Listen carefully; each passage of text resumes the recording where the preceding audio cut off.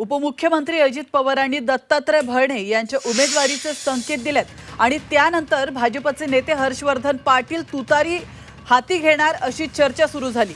इंदापूरची उमेदवारी जाहीर करण्याचा अधिकार महायुतीमध्ये एकाच पक्षाला कोणी दिला असा सवाल हर्षवर्धन पाटलांनी केलेला आहे।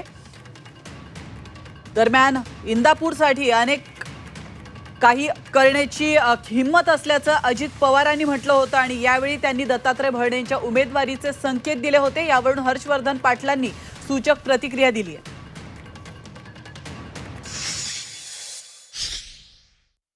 इंदापूर भिगवण लासूर्ण विश्रामगृह पोलीस स्टेशन इमारती काय काय केलं सांगा ना, काय नाही करायचं ठेवलं एवढंच मी विचारतो।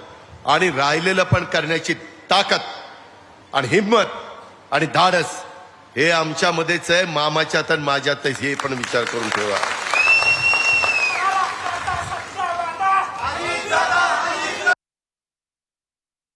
मी अजितदादांनाही जाहीरपणाने प्रश्न विचारतो की तुम्ही इंदापूरला येऊन काय सांगितलं की इंदापूरचा राजकीय निर्णय देवेंद्र फडणवीस जो घेतील तो निर्णय मी मान्य करणार, हा माझा जाहीर शब्द बोलले का नाही ते? मग आता ते बोललेले असताना तुम्ही इंदापूरला येऊन तिथं जाहीर कसं काय केलं? आज मला सगळ्यांचे फोन येत आहेत, तुम्ही त्याचा अर्थ समजून घ्या काय पण मी काय त्यांना कुणालाही त्या ठिकाणी होकार दिलेला नाही।